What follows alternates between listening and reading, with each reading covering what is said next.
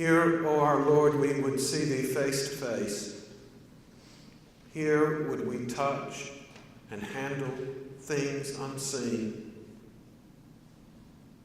Here, grasp with firmer hand the eternal grace, and all our weariness upon thee lean.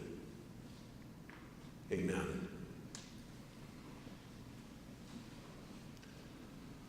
Franz Wright, a Pulitzer Prize-winning poet, begins his poem, The Face, this way.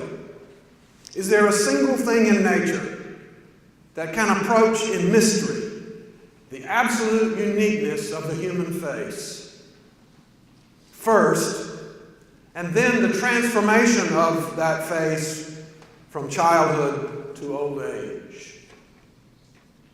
There's power in a human face. Roberta Flack sings of that power. I bet you know that song. The first time ever I saw your face, I thought the sun rose in your eyes. The moon and the stars were a gift you gave to the dark and endless skies, my love. That's a powerful song. It was powerful enough yesterday to get me up from working on my sermon, to put it on Spotify and turn the speaker up and find Sally in the dining room working on treatment plans. Come on, I said, get up, let's dance. So we bunny hugged to Roberta Flack. Your face, she crooned. Your face. Ooh, your face. Well, that's all I'm going to say about that. But you should try it. There's power in a human face. You know, when we come out of the womb, we are looking for a face. That's right. Developmental psychologists have succeeded in putting skull caps with electrodes on newborns' heads and then showing them pictures, seeing how they react with imaging. Pictures of objects bring little response to an infant's brain. There's a little bit of note. But when you show a newborn a picture of a face, the brain lights up in a higher part of the brain, the part that's dedicated to the processing of the human face. You have a part of your brain that's just for that. In other words, we are hardwired to look for a face. Amazingly, that propensity is there even inside the womb. A team of scientists from Lancaster University in England used 4D ultrasound, I'm not kidding about this, to track the reactions of 39 third trimester babies when the image of a face was projected into the uterus. The images were shown through the uterine wall. Sometimes the faces were projected upright. Sometimes they were inverted and upside down. As the images moved through the baby's field of vision, they watched and monitored the baby's head movements. The babies in the womb now followed the right side up faces, not the upside down ones. Even in the womb, we are looking for a face.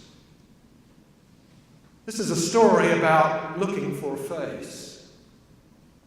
Jesus took Peter, James, and John on a prayer retreat. It was up a mountain. I imagine it was a hard slog. The disciples were exhausted when they got to the top. I don't know if you've ever climbed a mountain, but it can be exhausting, can't it? Tired legs and gasping lungs, telling yourself, well, this is going to be worth it. The view at the top, this better be worth it after all I've gone through. Thinking that surely the top has to be around the next bend, and it's not, and the next bend. And then you realize you've gone so far that you can't turn around. I've come too far. When the disciples got to the top, they were worn slam out. Because remember, they were fishermen. Their legs were made for steadiness on the sea, not for climbing mountains. So they just fell out when they got to the top and were just about to fall asleep when something astounding happened. Something that was so amazing, it was way beyond their ability to tell it. Jesus, who was accustomed to the heights, because he had a propensity for mountaintop prayer retreats, he had good legs and lungs. He moved away from them, and then all of a sudden, Tranquility Base was overwhelmed with heavenly smoke and hovering fireworks. The Gospels strain to say that Jesus' clothes were ethereally bright, brighter than any bleach commercial. But because there's power in the human face, they were particularly drawn to his face. It was his face that they remembered. Luke says somehow his face was not the same. It was changed. Matthew says it was glowing like the sunshine, like a supernova, brighter than the sun. Can you see that kind of look on a human face? Catherine Spicer says she saw that look on James's face. It shined like that on the day when Eleanor, who was not supposed to be, suddenly was. Out of the dark room into the light. She came out looking, as we all do, for a face. If she saw her tata, her papas, her daddies, she would have seen that it looked like a Roberta Flack song. The first time ever I saw your face, I thought the sun rose in your eyes. The disciples' faces glowed like that on the mountain, not just Jesus' face, because they were bathed in the light of his own face. When they saw Jesus' face, in some way, you understand, they saw their own faces, the way that they were made and meant to be, when they weren't all weighed down with their trouble and their busyness. Their response was to fall down, half in wonder and half in terror. Why? They realized they were looking at the face of God. And in God's face, they saw how theirs was meant to be, made to be. And in the light of Jesus' face, they saw the dark chasm between who they were made to be and who they had turned out to be.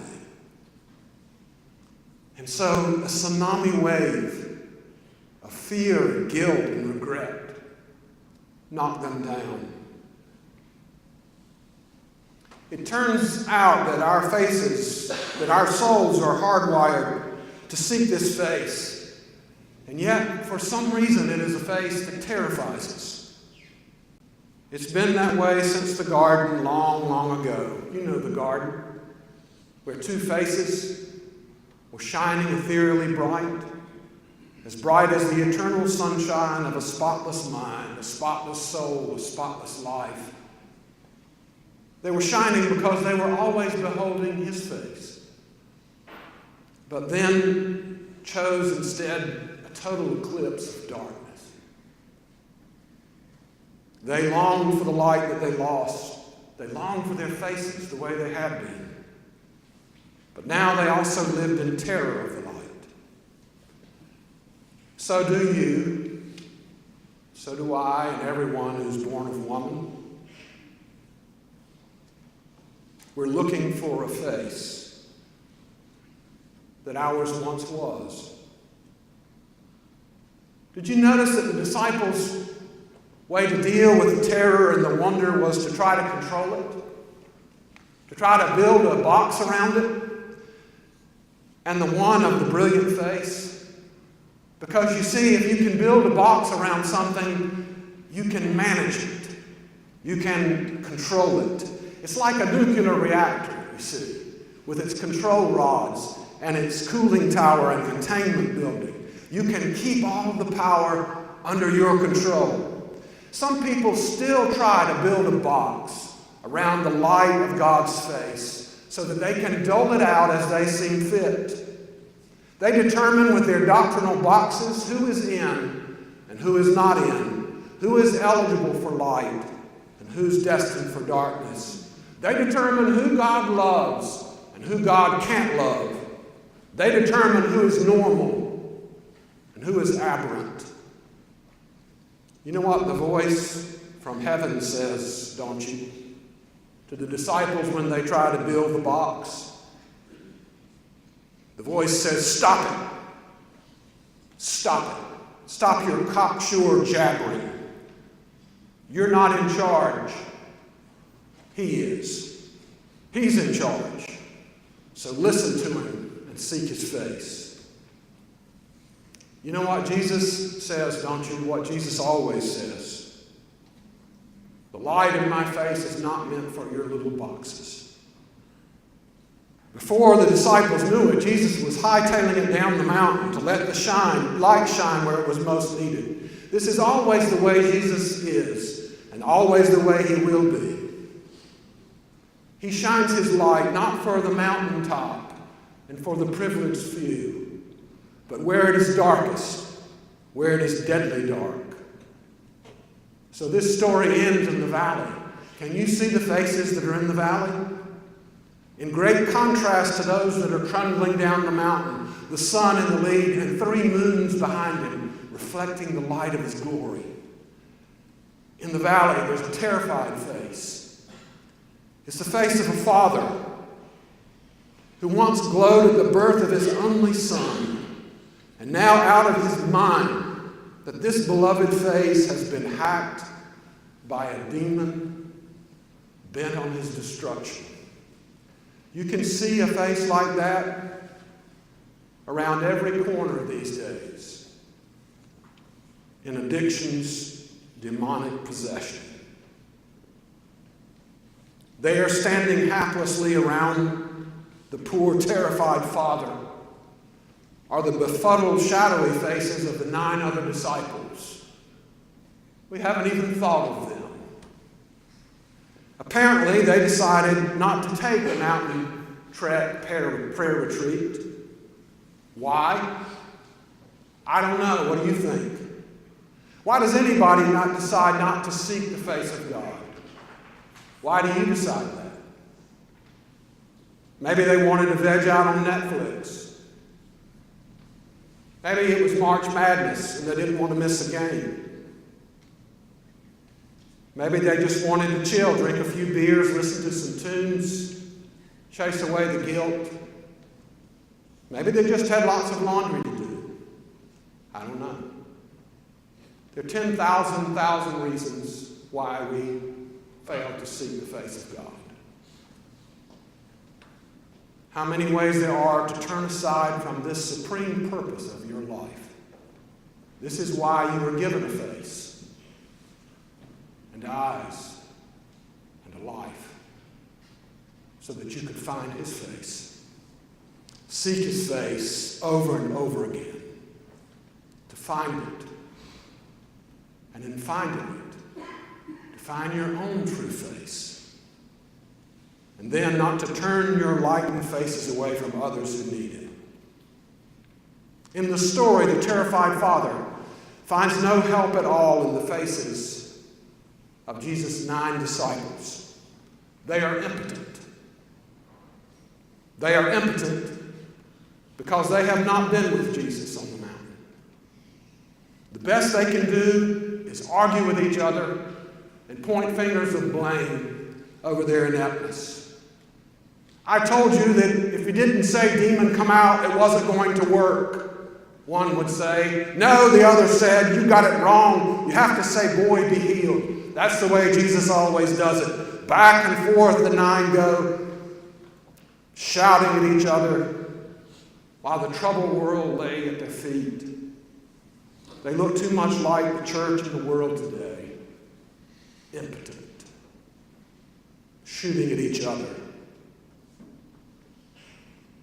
So Jesus came down the mountain to this mess, and he looked at it, and it made him sick. It made him angry and frustrated. He turned to his disciples. "You wicked people, how much longer am I going to have to put up with you?"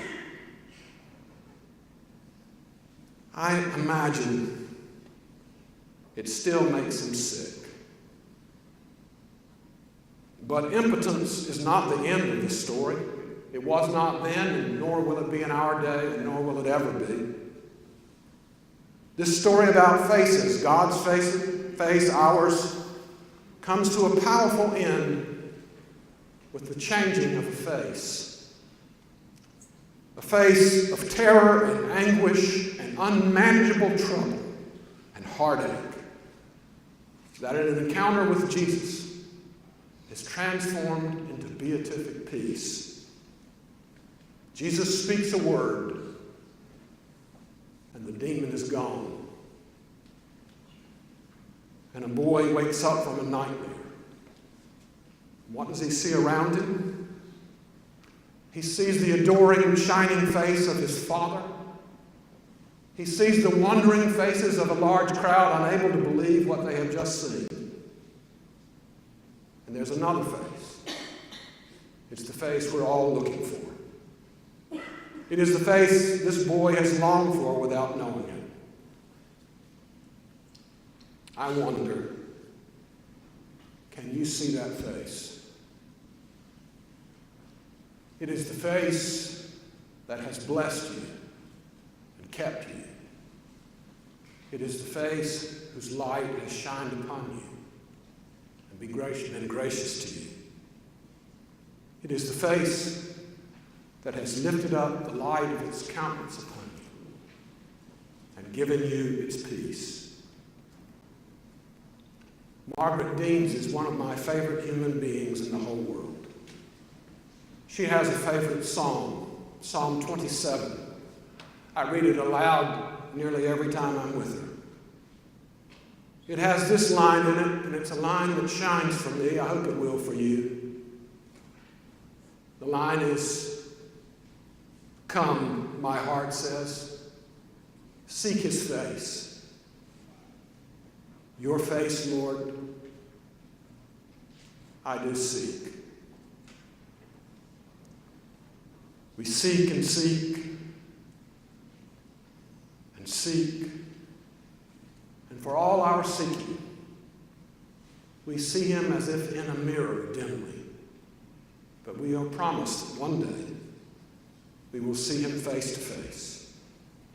One day, very soon, everything you see will be by the light of that one face. But you don't have to wait for that day. This very day, you can turn your face to find him, the one who is looking for you. You can turn and seek and keep seeking. And when you do, you will find him. And in him, you will find yourself, your own true face. In the name of the Father, and the Son, and the Holy Spirit.